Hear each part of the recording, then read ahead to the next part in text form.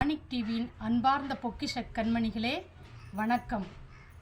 அடியேன் ஆதியந்த மாணிக்க வாசக சிவசன்மார்க்க பீடத்தின் குரு மாதாஜி டாக்டர் ஜெயந்தி ஸ்ரீபா சிவாச்சாரியார். பிரபஞ்ச நடராஜரின் புகழ் ஓங்குக உலகமெல்லாம். சிவஜோதி சிவஜோதி சிவகாமி சிவஜோதி சிவஜோதி சிவஜோதி சிவகாமி சிவஜோதி. ஓம் நம சிவாய. இன்னைக்கு நம்ம திருவள்ளுவர் ஒரு திருக்குறள் சொல்லியிருக்காரு. அது நோய் நாடி நோய் முதல் நாடி அது தணிக்கும் வாய் நாடி வாய்ப்பச் செயல் அப்படிங்கிற திருவள்ளுவரின் கூற்று என்னன்னா, அதாவது நோய் முதல்ல என்னதான் நோய், என்ன நோயின்னு நம்ம கண்டுபிடிக்கணும்.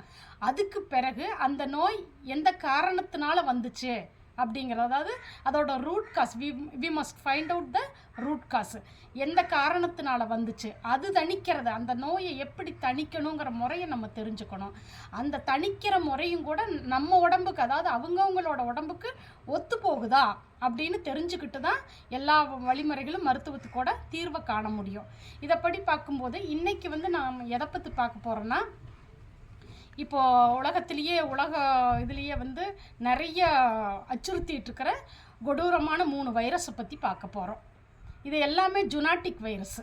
இந்த ஜூனாட்டிக் வைரஸ் அப்படிங்கிறது என்னென்னா, அதாவது மனிதங்களுக்கு மிருகங்கள் மூலமாக, அனிமல்ஸ் அவங்க மூலமாக பரவுறது தான் பறவைகள், மிருகங்கள், இந்த மாதிரி பரவுறது தான் ஜூனாட்டிக் வைரஸ். அதில் இது மெயினாக இப்போ எங்கே ஸ்டார்ட் ஆகிருக்குன்னா, ஆஸ்திரேலியாவில் குயின்ஸ் மாநிலத்தில் இந்த மாதிரி வைராலஜி லேபிலிருந்து ஒரு 300க்கு மேற்பட்ட வைரஸ்கள் காணாமல் போயிடுச்சு அப்படிங்கிறாங்க. ஆனால் அந்த காணாமல் போன வைரஸ் அது அவங்களா விட்டுட்டாங்களா இல்லை அது திருடப்பட்டு தானே இன்னும் சர்ச்சில் இருக்குது, அந்த விசாரணையில் தான் இருக்குது. இப்போ அந்த 343 வைரஸில் நான் உங்களுக்கு 3 வைரஸை பற்றி நான் சொல்கிறேன். அந்த 3 வைரஸில் முதலாக இடம் பிடிக்கிறது ஹண்ட்ரா வைரஸ். இந்த ஹண்ட்ரா வைரஸ் எப்படின்னா, இதுவும் ஜூனாட்டிக் வைரஸ் தான். அதாவது இதோட ஆரிஜின் குதிரையிலிருந்து வருது. ஸோ குதிரையிலிருந்து தான் மனிதனுக்கு இது பரவுது. ஸோ மக்களே உஷாராக இருங்க.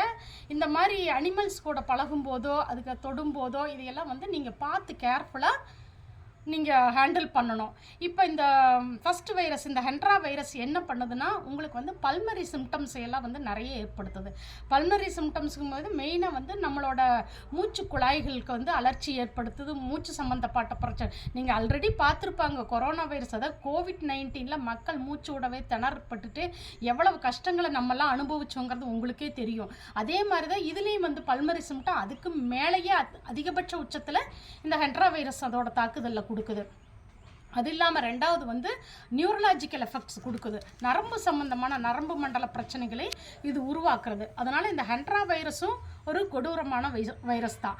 இதோட ஃபெட்டாலிட்டி ரேட் இப்போ 57% இருக்குது. அதாவது என்னென்னா, அதாவது இதில் ஒரு 100 பேர் இந்த வைரஸ்னால் பாதிக்கப்படுறாங்க அப்படின்னா குறைஞ்சது 57% டெத் ரேட் இருக்குது. மக்கள் உயிரிழப்பு 57% இருக்குது. அதனால் நம்ம இதில் மக்களாகிய நம்ம கரெக்டாக இந்த அனிமல்ஸை ஹேண்டில் பண்ணும்போது இதெல்லாம் நம்ம தான் பார்த்து கேர்ஃபுல்லாக இருந்துக்கணும். அதனால் நம்ம உஷாராக இருக்கணும் இந்த அச்சுறுத்தலெல்லாம். ஏன்னா ஆல்ரெடி COVID-19லேயே நீங்கள் இந்த மாதிரி அனுபவிச்சிட்டதுனால இனி ஒரு அடுத்த சூழ்நிலைக்கு நம்ம தள்ளப்படக்கூடாது. இது முதல் வைரஸை பற்றி. ரெண்டாவது வைரஸ்க்கு வந்தீங்கன்னா லீசா வைரஸ். இதுவும் ஆஸ்திரேலியாவில் உருவானதான். இந்த லீசா வைரஸுங்க ABLVன்னு சொல்லுவாங்க. அதாவது Australian bats lyssa virus, ABLV. இது பேட்ஸ் அப்படிங்கிறது என்னென்னா வவ்வால் மூலம் வர்றது. வவ்வால், இந்த அனிமல்ஸ் இதெல்லாம் மேமல்ஸு, பாலூட்டிகள் வகையை சார்ந்தது. இந்த மாதிரி அனிமல்ஸு, பறவைகள் மூலமாகலாம் வர்றதுனால தான் இந்த மாதிரி வைரஸ்கள் மனிதர்களை தாக்குது. இதோட ஆரிஜின் எதிலிருந்து ஆரம்பிக்குன்னா மெயினாக வவ்வாலில் தான் இருந்து. இது ரொம்ப மிக கொடூரமான வைரஸ்லேயே ரொம்ப மிக முக்கியமானதாக கருதப்படுது. ஏன்னா இதோட சிம்டம்ஸ் இது மெயினாக அந்த ரேபிஸ்னு கேள்விப்பட்டிருப்பீங்க இல்லையா, நாய்க்கடி சார்ந்த மாதிரி. ஒரு நாய் கடிச்சிருச்சு அப்படின்னா மக்கள் என்ன நினச்சிக்கிறாங்கன்னா, நாய் லேசாக பல்லு பட்டுருச்சுன்னா ஒன்றும் பிரச்சனை இல்லை அப்படிங்கிற மாதிரியெல்லாம் நினச்சிக்கிறாங்க. ஆனால் அதுதான் தவறு.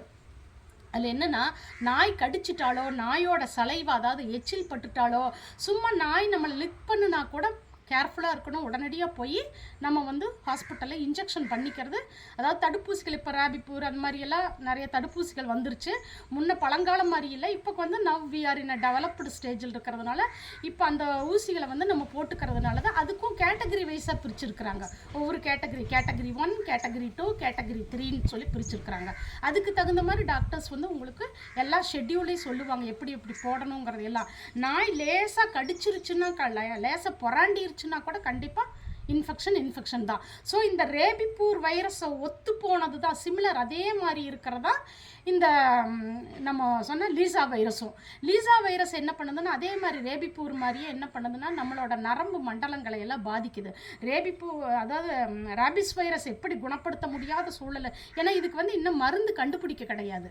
அதனால் வந்து இதில் ரொம்ப கேர்ஃபுல்லாக இருக்கணும். இது வந்து ஃபெட்டாலிட்டி ரேட் வந்து 100% ஃபெட்டாலிட்டி ரேட் இருக்குது. காரணம் என்னென்னா இதிலிருந்து கடிச்சிட்டாலோ நாய் கடிச்சா எப்படி மக்களை வந்து நிறையா பேர்த்து வேக்சின் வந்தால் கூட அதுக்கான ட்ரீட்மெண்ட் இன்னும் கண்டுபிடிக்கப்படலை.